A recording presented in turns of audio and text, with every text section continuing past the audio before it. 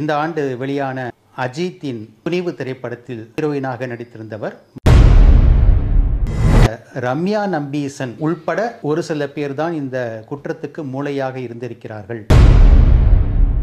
இந்த பாவனா கடத்தப்பட்ட காரை ஓட்டிக்கொண்டு சென்ற, அதாவது அந்த பாலியல் குற்றம் நடக்கும்போது காரை ஓட்டிக்கொண்டு சென்ற டிரைவர் போலீசில் கொடுத்த வாக்குமூலத்திலேயே ரம்யா நம்பீசன் சொல்லி இதை நாங்கள் செய்தோம் என்று சொல்லி இருக்கிறார் என்று திலீப் தரப்பில் சொல்லப்படுகிறது.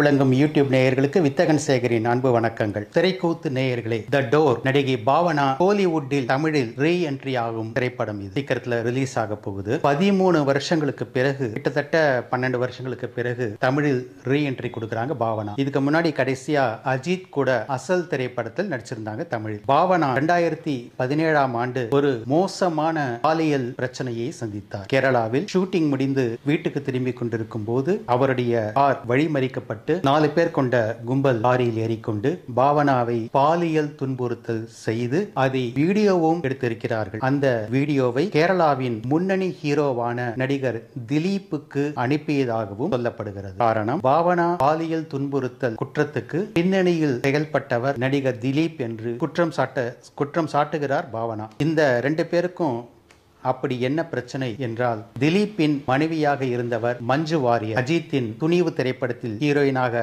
நடித்தவர் மஞ்சு வாரியர். அதற்கு முன்பு அசுரன் திரைப்படத்திலும் சீனியர் தனுஷுக்கு ஜோடியாக நடித்திருந்தவர் மஞ்சு வாரியர். இவர் நடிகர் திலீப்பின் மனைவியாக இருந்தவர். திலீப் மஞ்சு வாரியர் திருமண வாழ்க்கை நடைபெற்றுக் கொண்டிருந்த போது திலீப்புக்கு பிரபல நடிகை காவ்யா மாதவனுடன் காதல் ஏற்பட்டிருக்கிறது. காவ்யா மாதவனும் தமிழ் ரசிகர்கள் எல்லோருக்கும் தெரிந்த நடிகை தான். விக்ரம் நடித்த காவ்யா மாதவனை தமிழ் ரசிகர்கள் எல்லோருக்கும் தெரிந்திருக்கும். மலையாளத்தில் முன்னணி ஹீரோயினாக இருந்தவர். தமிழில் விக்ரமின் தங்கையாக காசி திரைப்படத்தில் நடித்திருப்பார் காவ்யா மாதவன். இந்த திலீப்புக்கும் காவ்யா மாதவனுக்குமான காதல் பற்றி பாவனாவுக்கு தெரிய வந்திருக்கிறது. பாவனா மஞ்சு வாரியரின் க்ளோஸ் ஃப்ரெண்ட். எனவே உன் புருஷன் காவ்யா மாதவன் கூட தொடர்பில் இருக்காரு அப்படின்னு மஞ்சு வாரியர் கிட்ட போட்டு கொடுத்ததாக சொல்லப்படுகிறது. பாவனா போட்டு சொல்லப்படுகிறது. இதையடுத்து திலீப் மஞ்சு வாரியரிடையே பிரச்சனை வெடித்தது, பிரிவும் ஏற்பட்டது. எனவே தன் குடும்பத்தில் பிரச்சனை ஏற்படுத்தியதற்கு பழி வாங்குவதற்காகவே பாவனாவை துன்புறுத்தலுக்கு ஆளாக்கினார் திலீப் என்று பாவனா தரப்பில் சொல்லப்படுகிறது. இன்னொரு தரப்பு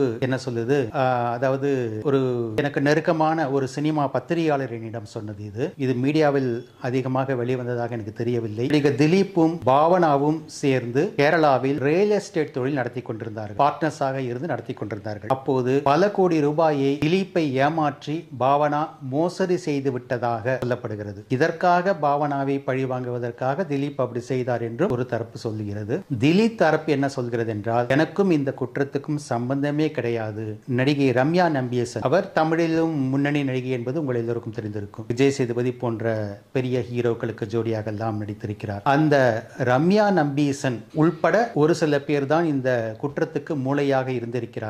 அந்த பாவனா கடத்தப்பட்ட காரை ஓட்டிக்கொண்டு சென்ற, அதாவது அந்த பாலியல் குற்றம் நடக்கும்போது காரை ஓட்டிக்கொண்டு சென்ற டிரைவர் போலீசில் கொடுத்த வாக்குமூலத்திலேயே ரம்யா நம்பீசன் சொல்லி இதை நாங்கள் செய்தோம் என்று சொல்லி இருக்கிறார் என்று திலீப் தரப்பில் சொல்லப்படுகிறது. இப்படி பல்வேறு கோணங்கள் இதில் இருந்தாலும் கேரள கோர்ட்டில், அதாவது நீதித்துறை நடுவர் மன்ற நீதிமன்றத்தில் இந்த வழக்கை விசாரித்து வருபவர் ஒரு பெண் நீதிபதி இருந்தும் பாவனா அந்த நீதிபதி திலீப்புக்கு ஆதரவாக செயல்படுகிறார். இந்த நீதிமன்றத்தின் மீது, அதாவது இந்த பெண் நீதிபதி மீது எனக்கு நம்பிக்கை இல்லை, என் வழக்கை வேறு கோர்ட்டுக்கு மாற்ற வேண்டும் என்று கோரி கேரள உயர்நீதிமன்றத்தில் மனு செய்திருந்தார் பாவனா. ஆனால் கேரள உயர்நீதிமன்றம் பாவனாவின் மனுவை தள்ளுபடி செய்துவிட்டது. இப்பவும் கேரளா கோர்ட்ல இந்த பாவனா பாலியல் துன்புறுத்தல் வழக்கு நடைபெற்றுக் கொண்டிருக்கிறது. இந்த சம்பவம் நடந்த பிறகு அரஸ்ட் ஆன திலீப் சில நாட்கள் ஜெயில் தண்டனை முடிந்து ஜாமீனில் சில நாட்கள் ஜெயிலில் இருந்திருக்கிறார். அதன் பிறகு ஜாமீனில் வெளியே வந்திருக்கிறார். அவர் ஜாமீனில் வெளியே வந்ததுக்கு பிறகும் கமிட் ஆகி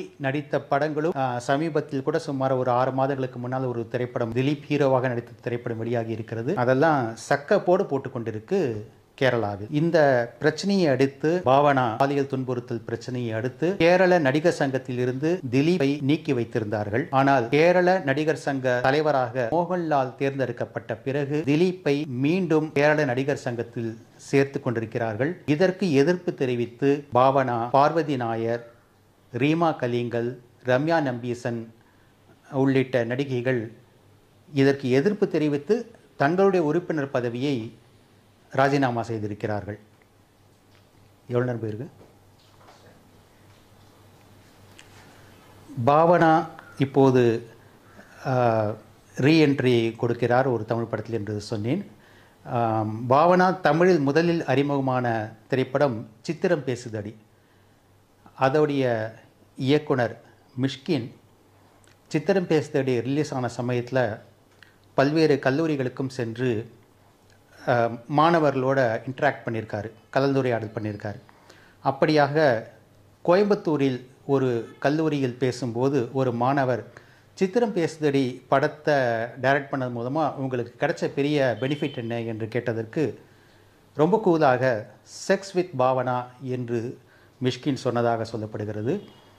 இந்த விஷயத்தை அப்போதே என்னுடைய நண்பர் பிரபல ஊடகவியலாளர் அந்தணன் சேனலில் அப்போதே பேசியிருந்தார். அவர் சேனலில் பேசி அது வைரலாக தொடங்கிய சமயத்தில் மிஷ்கினின் மேனேஜர் தன்னை ஃபோனில் தொடர்பு கொண்டு அந்த வீடியோவை நீக்குமாறு தன்னிடம் கேட்டுக்கொண்டதாக கூட திரு அந்தணன் கூறினார். எனக்கு யார் மீதும் பகைமையோ தனிப்பட்ட காழ்ப்புணர்ச்சியோ கிடையாது. நான் பேசுகிற சம்பவங்கள் 2 நோக்கங்களுக்கானவை. சினிமாக்காரர்கள் யாரையும் தலையில் தூக்கி வைத்து கொண்டாடாதீர்கள். 2வது, பெண்களுக்கு தேவையான விழிப்புணர்வை ஏற்படுத்துவது. மீண்டும் உண்மை சம்பவங்களுடன் சந்திக்கிறேன் நண்பர்களே. நன்றி, வணக்கம்.